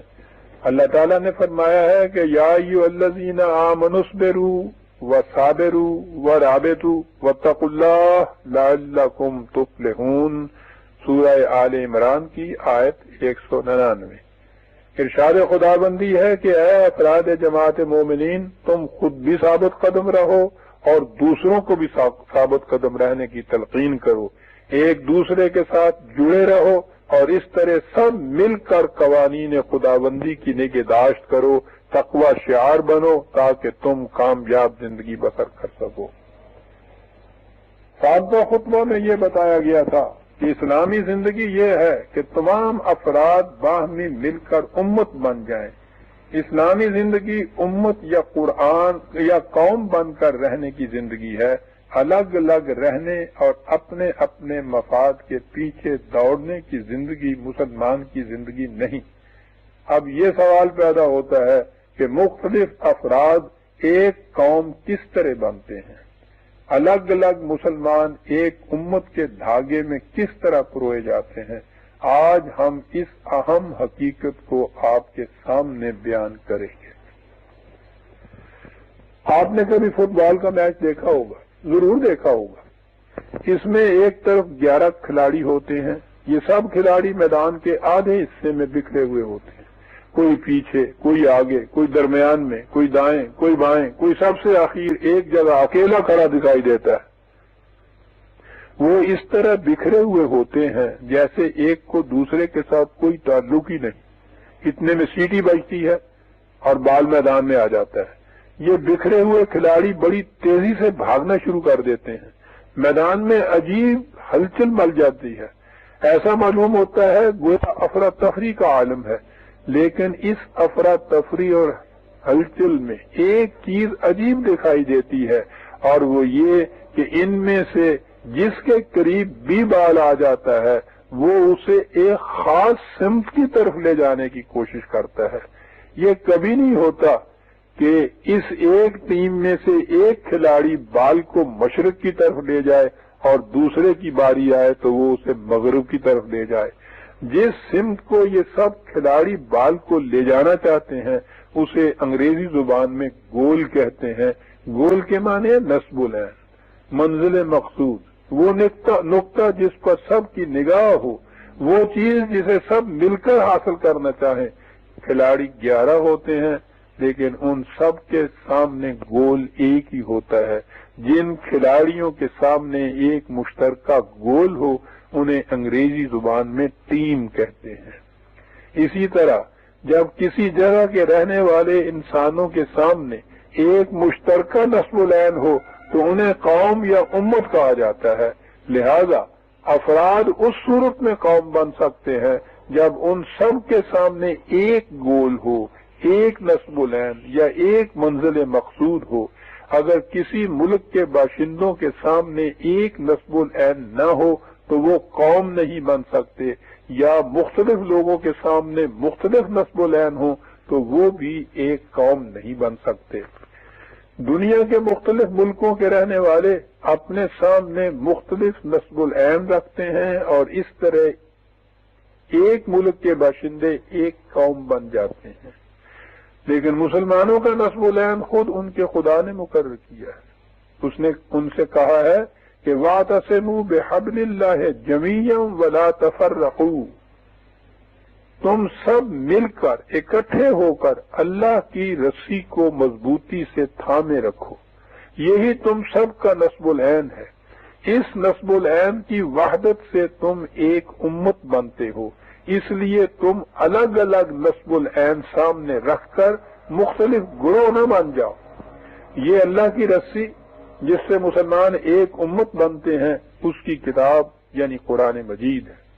یہی وہ گول ہے جس کی طرف ہر مسلمان کا رخ ہونا چاہیے. یہی وہ منزل مقصود ہے جس کی طرف ان سب کا قدم اٹھنا چاہیے. اسی وحدت نصب العین کا نام توحید ہے. کھیل کے میدان میں جن 11 کھلاڑیوں کا گول ایک ہوتا ہے انہیں ایک ٹیم کہا جاتا ہے. ان کے مقابلے میں دوسرے کھلاڑیوں کا گول ان سے مختلف یا دوسری سمت کو ہوتا ہے، وہ دوسری ٹیم کہلاتے ہیں. آپ نے غور کیا کہ ایک ہی میدان کے کھلاڑی 2 گروہ کس طرح بن گئے؟ محض گول کے الگ الگ ہونے سے. موجودہ زمانے کی اصطلاح میں قوم کے نصب العین یا گول کو آئیڈیالوجی کہتے ہیں. اس کا مطلب یہ ہے کہ مسلمان آئیڈیالوجی کی وحدت کی بنا پر امت بنتے ہیں. ان سب کی آئیڈیالوجی ایک ہوتی ہے. جیسا کہ ہم نے پہلے کہا ہے اسی کا نام توحید ہے. اگر ان کی آئیڈیالوجی مختلف ہو جائے تو اسے شرک کہیں گے. اسی لیے اللہ تعالیٰ نے ان سے کہا ہے کہ وَلَا تَكُونُوا مِنَ الْمُشْرِكِينَ مِنَ الَّذِينَ فَرَّقُوا دِينَهُمْ وَكَانُوا شِيَعًا كُلُّ حِزْبٍ بِمَا لَدَيْهِمْ فَرِحُونَ. اے مسلمانوں دیکھنا، تم کہیں مومن ہونے کے بعد پھر مشرک نہ بن جانا، یعنی ان لوگوں میں سے نہ ہو جانا جنہوں نے اپنے دین میں فرقے پیدا کر لیے اور خود بھی ایک گروہ بن بیٹھے. پھر ان میں سے ہر ایک فرقے کی یہ حالت ہو گئی کہ وہ اپنے طریقے کو حق سمجھ کر اس میں مگن ہو گیا. آپ نے غور کیا کہ قرآن نے کس طرح نصب العین کی وحدت کو توحید اور نصب العین کے اختلاف کو شرک قرار دیا ہے. یہ اس لیے کہ مسلمان ایک امت بنتے ہی نصب العین کی وحدت، مسلمان ایک امت بنتے ہی نصب العین کی وحدت سے ہیں. جب مختلف گروہوں کے سامنے نصب العین مختلف ہو گئے تو ایک دوسرے سے الگ ہو گئے. یہ امت نہ رہے، یہ ایک امت نہ رہے. ان کی وحدت ٹوٹ گئی، ان میں توحید کی جگہ شرک آ گیا. مسلمانوں کا نصب العین قرآن کریم ہے. وہ ایک ایسی کتاب ہے جس میں کوئی اختلافی بات نہیں. اسی لیے مسلمان ایک امت بنتے ہیں. یہی ہماری آئیڈیالوجی ہے. اسی کی خاطر ہم نے پاکستان حاصل کیا تھا. آپ کہیں گے کہ اس کے لیے پاکستان حاصل کرنے کی ضرورت کیا تھی؟ قرآن کریم ہمارے پاس اس وقت بھی موجود تھا جب ہم متحدہ ہندوستان میں رہتے تھے. یہ ٹھیک ہے. لیکن اس وقت ہم قرآن کریم پر عمل نہیں کر سکتے تھے۔ قرآن کریم زندگی کا ضابطہ ہے، یہ قانون کی کتاب ہے، اور جیسا کہ پہلے درس میں بتایا گیا تھا، اس میں خدا نے مستقل اقدار یا نہ بدلنے والے اصول دیے ہیں تاکہ ہم ان کے مطابق زندگی بسر کریں، لیکن ان اصولوں کے مطابق زندگی بسر نہیں ہو سکتی جب تک اپنی حکومت نہ ہو۔ ہم نے اسی مقصد کے لیے پاکستان کا مطالبہ کیا تھا کہ ہم اپنی مملکت میں قرآن کریم کی مستقل اقدار کو قانون بنا کر نافذ کر سکیں اور اس طرح اپنی زندگی کو اس کے قالب میں ڈھال سکیں۔ قرآن کریم نے مومن اور کافر میں فرق ہی یہ بتایا ہے کہ مومن وہ ہیں جو قرآن کریم کے مطابق حکومت قائم کرتے ہیں، جو ایسا نہیں کرتے وہ کافر ہیں۔ وَمَن لَّمْ يَحْكُم بِمَا أَنزَلَ اللَّهُ فَأُولَٰئِكَ هُمُ الْكَافِرُونَ، سورہ مائدہ کی آیت 44۔ یعنی جو خدا کی نازل کردہ کتاب کے مطابق فیصلہ نہیں کرتے وہی لوگ کافر ہیں۔ مومن کے معنی ہے ماننے والا اور کافر کے معنی ہے نہ ماننے والا، انکار کرنے والا۔ یعنی جو لوگ قرآن کریم کو بطور نصب العین یا آئیڈیالوجی کے مانتے ہیں اور پھر اسی کے مطابق مملکت قائم کرتے ہیں وہ مومن ہیں۔ جو لوگ قرآن کریم کو اپنی زندگی کا نصب العین یا آئیڈیالوجی نہیں مانتے اور اس کے مطابق مملکت قائم نہیں کرتے وہ مومن نہیں، کافر ہیں۔ ان تصریحات کے بعد سے یہ بات واضح ہو کر سامنے آ گئی کہ افراد اس وقت تک قوم نہیں بنتے جب تک ان کے سامنے ایک گول، ایک نصب العین یا ایک آئیڈیالوجی نہ ہو۔ جو لوگ قرآن کریم کو اپنی زندگی کا نصب العین مانتے ہیں انہیں مسلمان کہتے ہیں، اور وہ اس نصب العین کی وحدت سے ایک قوم یا امت بنتے ہیں۔ قرآن کریم کو زندگی کا نصب العین رکھنے سے مطلب یہ ہے کہ اس کے مطابق حکومت قائم کی جائے۔ ہم نے اسی مقصد کے لیے پاکستان کا مطالبہ کیا تھا اور اسی کے لیے اسے حاصل کیا تھا، لیکن پاکستان حاصل کرنے کے بعد ہم بالکل بھول گئے کہ ہماری آئیڈیالوجی کیا ہے، ہمارا نصب العین کیا ہے۔ یہ ظاہر ہے کہ جب لوگوں کو اپنا نصب العین ہی یاد نہ رہے تو وہ افراد کی حیثیت سے زندگی بسر کرتے ہیں، ایک قوم کبھی نہیں بنتے۔ دوسرے لفظوں میں یوں سمجھیے کہ ہم پاکستان بننے کے بعد ایک قوم بنے ہی نہیں، ہم میں اجتماعی زندگی آئی ہی نہیں، ہم ایک ٹیم کی حیثیت سے میدان عمل میں اترے ہی نہیں، ہم میں سے کسی کھلاڑی کو پتہ ہی نہیں کہ اس کا گول کون سا ہے۔ یہی وجہ ہے کہ ہم میں سے ایک کھلاڑی کی کک ایک طرف کو لگتی ہے اور دوسرے کی دوسری طرف کو۔ یہ وجہ ہے کہ ہم زندگی کے میدان میں کوئی بازی نہیں جیت سکے، لیکن اب بھی کچھ نہیں بگڑا۔ پاکستان کی سرزمین ہمارے پاس ہے اور اللہ کا شکر ہے کہ بالکل محفوظ شکل میں ہمارے پاس موجود ہے۔ ہماری آئیڈیالوجی یعنی قرآن کریم ہمارے پاس موجود ہے اور وہ بھی بالکل محفوظ شکل میں موجود ہے۔ ضرورت صرف اس کی ہے کہ ہم اسے اپنی حکومت کا نصب العین بنا لیں اور اس سے ہم ایک امت بھی بن جائیں گے اور صحیح اسلامی زندگی بھی بسر کر سکیں گے۔ آج کا درس انہی الفاظ پر ختم ہوتا ہے۔ عزیزان من، ربنا تقبل منا انک انت السمیع العلیم۔ کل ہم اس کڑی کی اس درس کی آخری کڑی یعنی چھٹا خطبہ پیش کریں گے۔ والسلام علیکم برادران عزیز۔ اعوذ باللہ من الشیطان الرجیم، بسم اللہ الرحمن الرحیم۔ عزیزان من، آج اس سلسلے کی آخری کڑی ہمارے سامنے آتی ہے اور اس کا عنوان ہے حکومت تمام امت کی ہوتی ہے۔ اللہ تعالیٰ کا ارشاد ہے کہ کنتم خیر امت اخرجت للناس تأمرون بالمعروف وتنہون عن المنکر وتؤمنون باللہ، سورہ آل عمران کی آیت 109۔ یعنی اللہ تعالیٰ نے فرمایا کہ تم سب سے اچھی امت ہو جسے نوع انسانی کی بھلائی کے لیے پیدا کیا گیا ہے۔ تم اچھے کاموں کا حکم دیتے ہو اور برے کاموں سے روکتے ہو اور اللہ پر ایمان رکھتے ہو۔ پچھلے خطبے میں یہ بتایا گیا تھا کہ افراد اس وقت قوم بنتے ہیں جب ان سب کے سامنے ایک نصب العین ہو. اسے کھیل کی مثال سے سمجھایا گیا تھا جس میں 11 کھلاڑی ہوتے ہیں اور ان سب کے سامنے ایک گول ہوتا ہے. ہم نے یہ بھی بتایا تھا کہ ان کھلاڑیوں میں سے کوئی دائیں کی طرف ہوتا ہے، کوئی بائیں کی طرف، کوئی آگے، کوئی پیچھے. سوال یہ پیدا ہوتا ہے کہ کیا یہ ان کھلاڑیوں کی اپنی اپنی مرضی پر موقوف ہوتا ہے کہ جس کا جہاں جی چاہے کھڑا ہو جائے اور جو کچھ جی میں آئے کرنے لگ جائے؟ ظاہر ہے کہ اس طرح بڑی ہڑبڑ مچ جائے گی، کھیل کے میدان میں عجیب بے ہنگم قسم کی افراتفری پھیل جائے گی.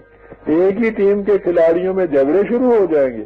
جہاں ایک کھلاڑی کھڑا ہے وہاں دوسرا کھلاڑی کھڑا ہونا چاہے، وہ اپنی جگہ چاہے وہ اپنی جگہ چھوڑنا ہی نہ چاہے، یہ اس کی جگہ لینا چاہے. دونوں میں دھینگا مچی شروع ہو جائے. بجائے اس کے کہ یہ دوسری ٹیم کا مقابلہ کرے، خود آپس میں ہی الجھتے رہے. ایسی صورت سے بچنے کے لیے یہ کھلاڑی اپنے میں سے سب سے اچھے کھلاڑی کو اپنا کپتان چن لیتے ہیں اور یہ عہد کر لیتے ہیں کہ وہ سب اس کپتان کی بات مانیں گے. اس بات کا فیصلہ کپتان کرتا ہے کہ کون کھلاڑی کس جگہ کھڑا ہو، کس کے ذمے کس قسم کا کام لگایا جائے. یہ ان سب کی ڈیوٹیاں لگاتا ہے، یہی ان کے جھگڑوں کے فیصلے کرتا ہے. اس طرح یہ کھلاڑی ایک ٹیم بنتے ہیں. جو صورت کھلاڑیوں کی ہے وہی ایک قوم یا امت کی ہے. امت کے افراد کبھی امت کی شکل میں نہیں رہ سکتے اگر ان کا کوئی کپتان نہ ہو. امت کے افراد اپنے میں سے بہترین فرد کو چن کر اپنا بڑا مان لیتے ہیں اور سب اس کی ہدایات کے مطابق چلتے ہیں. اس سے ان میں باہمی نظم اور ضبط قائم رہتا ہے. اس سے وہ ایک دوسرے کے ساتھ تعاون کرنے کے اہل بنتے اور اپنی منزل مقصود تک پہنچتے ہیں. قوم کے اس بڑے فرد کو آج کل کی اصطلاح میں ہیڈ آف دی اسٹیٹ کہتے ہیں، یعنی مملکت کا سربراہ. ہماری اصطلاح میں اسے خلیفۃ المسلمین یا امیر المومنین کہا جاتا تھا. سوال اصطلاح کا نہیں، حقیقت کا ہے، اور حقیقت یہی ہے کہ وہ امت کا بہترین فرد، امت کا چنا ہوا، امت کی ٹیم کا کپتان ہوتا ہے. ٹیم اور اس کے کپتان یا قوم اور مملکت کے سربراہ کا معاملہ عجیب ہوتا ہے. ٹیم کا کپتان ٹیم سے باہر کھڑا ہو کر حکم نہیں چلاتا. وہ 11 کھلاڑیوں میں سے ایک کھلاڑی ہوتا ہے. وہ انہی کی طرح ٹیم کے اندر ٹیم کے ساتھ مل کر کھیلتا ہے. وہ جب ڈیوٹیاں تقسیم کرتا ہے تو اپنے ذمے بھی ایک ڈیوٹی لیتا ہے. وہ اس ڈیوٹی کو ایک عام کھلاڑی کی طرح سر انجام دیتا ہے. وہ اس کے ساتھ ساتھ ساری ٹیم کو مناسب ہدایات بھی دیتا رہتا ہے. اس اعتبار سے دیکھیے تو ٹیم کے کپتان کو دوہرے فرائض سر انجام دینے پڑتے ہیں. یہی حالت امت کے سربراہ کی ہے. وہ امت کا ایک فرد، یا یوں سمجھیے کہ مملکت پاکستان کا ایک عام شہری ہوتا ہے. اس کے ذمے وہ تمام فرائض ہوتے ہیں جو دوسرے شہریوں کے ذمے ہوتے ہیں. لیکن اس کے ساتھ ہی اس کے ذمے یہ کام بھی ہوتا ہے کہ وہ ساری قوم کی سربراہی کرے، انہیں مناسب ہدایات دے اور اس کا اطمینان کرے کہ ہر فرد اپنا فریضہ صحیح طور پر سر انجام دے رہا ہے. اس لیے اسے باقیوں کے مقابلے میں کئی گنا زیادہ کام کرنا پڑتا ہے. لیکن کپتان مقرر کر لینے کے یہ معنی نہیں ہوتے کہ باقی کھلاڑی اطمینان سے بیٹھ جائیں اور سمجھ لیں کہ سارا کام کپتان خود ہی کرے گا، وہی گول کرے گا اور وہی اکیلا مقابل کی ٹیم کو شکست دے دے گا. بالکل نہیں. جب تک ٹیم کا ہر کھلاڑی اپنی ڈیوٹی صحیح طور پر سر انجام نہیں دے گا، ٹیم کبھی جیت نہیں سکے گی. اور کوئی کھلاڑی اپنی ڈیوٹی صحیح طور پر سر انجام نہیں دے سکتا جب تک وہ کپتان کی ہدایات کی ہدایت نہ کرے. لہذا ٹیم کا کام یہ ہے کہ وہ اپنے میں سے بہترین فرد کو اپنا کپتان چنے. کپتان کا یہ کام یہ ہے کہ وہ ٹیم کو بہترین ہدایات دے، اور اس ٹیم کے ہر کھلاڑی کا کام یہ ہے کہ وہ کپتان کی ہدایات کے مطابق اپنا فریضہ سر انجام دینے میں پوری کوشش کرے. جو ٹیم اس طرح کرے گی وہ کامیاب ہو جائے گی. پھر یہ چیز بھی قابل غور ہے کہ ٹیم کی جیت کپتان کی جیت اور ٹیم کی ہار کپتان کی ہار نہیں کراتی، جیتتی بھی ٹیم ہے اور ہارتی بھی ٹیم ہے۔ یہی حالت قوم کی ہے۔ اگر کوئی قوم اپنا سربراہ اچھا نہیں چنتی، اگر وہ سربراہ صحیح ہدایات نہیں دیتا، اگر قوم کے افراد اپنے سربراہ کی ہدایات کی اطاعت نہیں کرتے تو زندگی کے میدان میں اس قوم کو مخالف اقوام کے مقابلے میں شکست ہو جاتی ہے۔ یہ شکست ساری قوم کی ہوتی ہے جس طرح جیت ساری قوم کی جیت ہوتی ہے۔ پھر یہ بھی ظاہر ہے کہ قوم کا سربراہ جو فیصلے کرتا ہے وہ اس کے ذاتی فیصلے نہیں ہوتے، بلکہ ساری قوم پر ان کی ذمہ داری ہوتی ہے، وہ ساری قوم کے فیصلے ہوتے ہیں۔ قوم کا سربراہ جو معاہدات دوسری اقوام سے کرتا ہے وہ بھی اس کے ذاتی معاہدات نہیں ہوتے، ان کی ذمہ داری پوری قوم پر عائد ہوتی ہے۔ یہی وجہ ہے کہ امت مسلمہ کے متعلق قرآن کریم کہتا ہے کہ وَأَمْرُهُمْ شُورَى بَيْنَهُمْ، ان کی حکومت باہمی مشورہ سے ہوتی ہے۔ اور اسی لیے جیسا کہ اس آیت میں کہا گیا ہے جو شروع میں تلاوت کی گئی ہے، قرآن کریم نے امر بالمعروف اور نہی عن المنکر یعنی بھلائیوں کے حکم دینے اور برائیوں سے روکنے کا فریضہ ساری امت کا قرار دیا ہے، صرف امت کے سربراہ کا فریضہ قرار نہیں دیا۔ وہ ایک اسلامی حکومت کی طرف سے جس قدر احکامات نافذ ہوتے ہیں وہ ساری امت کی طرف سے نافذ شدہ احکام سمجھے جاتے ہیں۔ وہ حکومت ساری امت کی ہوتی ہے، کسی خاص گروہ یا خاص فرد کی حکومت نہیں ہوتی۔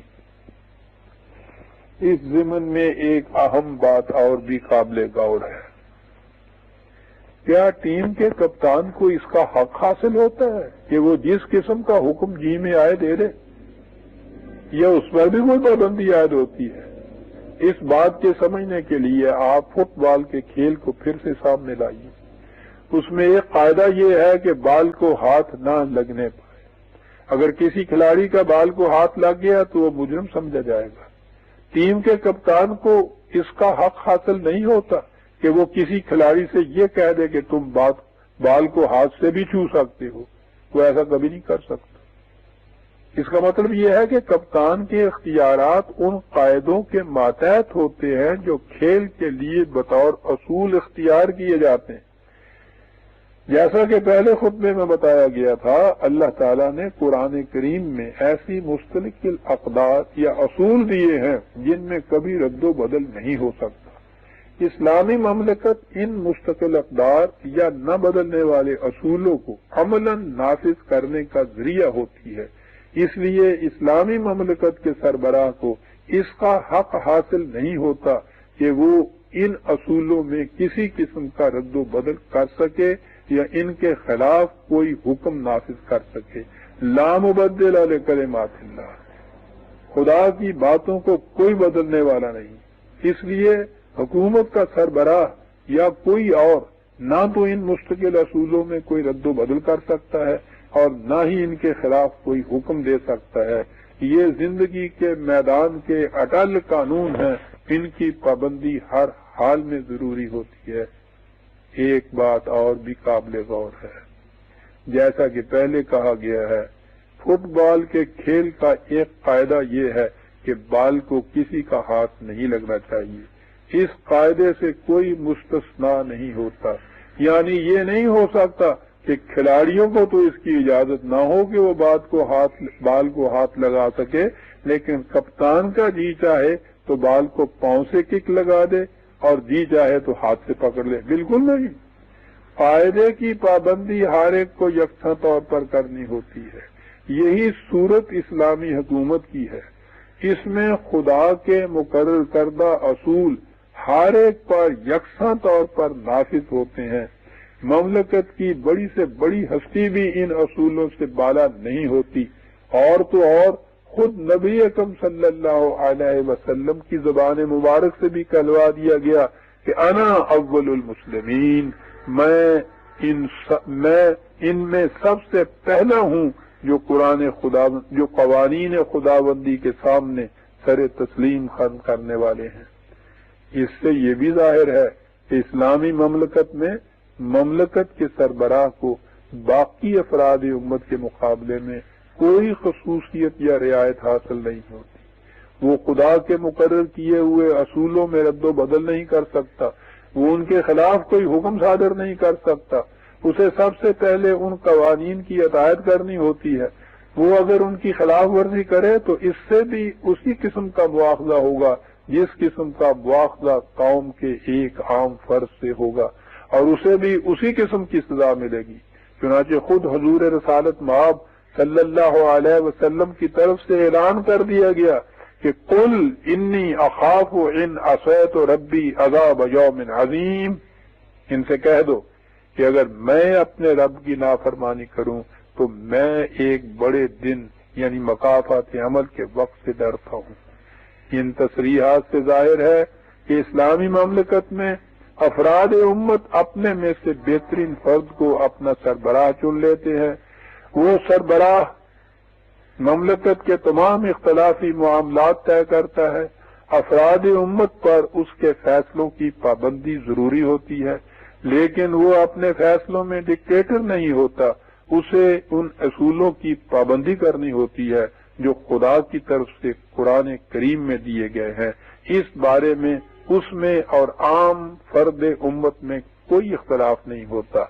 اس اعتبار سے دیکھیے تو اسلامی مملکت کسی فرد یا کسی گروہ کی حکومت نہیں ہوتی، وہ ساری کی ساری قوم یا امت کی حکومت ہوتی ہے، اور اس میں تمام فیصلے، احکام اور قوانین خدا کے مقرر کردہ اصولوں کی چار دیواری کے اندر رہتے ہوئے مرتب ہوتے ہیں۔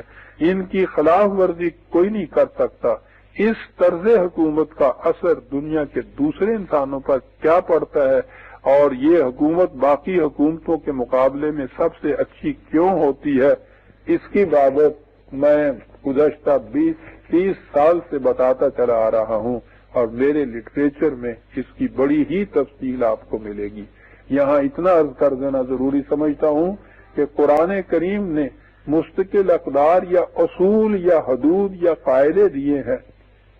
اسلامی مملکت کا فریضہ یہ ہے کہ وہ اپنے زمانے کے تقاضوں کے مطابق دیکھے کہ ان اصولوں پر، ان اقدار پر عمل کس طرح کیا جا سکتا ہے۔ وہ اصول اور اقدار تو ہمیشہ کے لیے غیر متبدل رہیں گے، لیکن ان پر عمل کرنے کے طور طریقے، جنہیں آپ جزوی قوانین کہہ لیجئے، بائی لاز کہہ لیجئے، رولز اینڈ ریگولیشن کہہ لیجئے، قواعد و ضوابط کہہ لیجئے، وہ ہر زمانے میں ہر زمانے کے تقاضے کے مطابق بدلتے رہیں گے۔ وہ اصول اپنی جگہ مستقل غیر متبدل رہیں گے۔ اس طرح پرماننس اینڈ چینج یعنی تغیر اور غیر متبدل کے امتزاج سے اسلام کا یہ نظام ہمیشہ کے لیے تمام نوع انسانی کے لیے قیامت تک کے لیے نافذ العمل رہ سکتا ہے اور ممکن العمل بھی ہے۔ یہ ہے اسلامی حکومت کی خصوصیت کبریٰ، اور اس کا پہلا سب سے بڑا فریضہ ہے جہاں سے قرآن کریم کی ابتدا ہوتی ہے، الحمدللہ رب العالمین۔ خدا بھی اس لیے مستحق حمد و ستائش ہے کہ وہ عالمگیر انسانیت کی ربوبیت کا ذمہ دار ہے۔ سو اسلامی حکومت کا بنیادی فریضہ جو ہے افراد مملکت کی ربوبیت ہے، اور ربوبیت کہتے ہیں سامان نشو و نما اور سامان پرورش بہم پہنچانا۔ اگر وہ اس فریضے کو سر انجام دیتی ہے تو الحمد کے مطابق وہ مستحق حمد و ستائش ہو جاتی ہے۔ اگر وہ اس فریضے کی سر انجام دہی نہیں کرتی تو پھر حمدیت اس کے حصے میں نہیں آتی۔ یہ سب سے پہلا اور بنیادی اصول ہے، یا یہ کہیے کہ بنیادی مقصد ہے اسلامی حکومت کے قائم ہونے کا، اور اس کے بعد باقی اقدار اور باقی اصول جو ہے ان کو بھی وہ اسی طرح اپنے زمانے کے تقاضوں کے مطابق عمل میں لاتی چلی جاتی ہے۔ عزیز عالمان، یہ اس سلسلے کی آخری کڑی تھی۔ مجھے امید ہے کہ یہ میں نے اس انداز سے بیان کیا ہے کہ آپ کو اس کے سمجھنے میں کسی قسم کی دشواری نہیں ہوگی۔ خدا کرے کہ ایسا ہی ہو۔ اس کے بعد اللہ تعالیٰ نے اگر موقع بہم پہنچایا تو پھر کچھ اس قسم کی اور کڑیاں بھی شروع کی جا سکتی ہیں. البتہ اس کے پہلے میرے لٹریچر کے اندر جتنی تفاصیل ان چیزوں کی دی ہوئی ہیں، اگر آپ کو فرصت ملے، موقع ملے تو آپ انہیں بھی ایک نظر دیکھ لیں. اس سے اسلام کا بالکل صحیح نقشہ سامنے آ جاتا ہے. والسلام علیکم برادران عزیز، ربنا تقبل منا انک انت السمیع العلیم.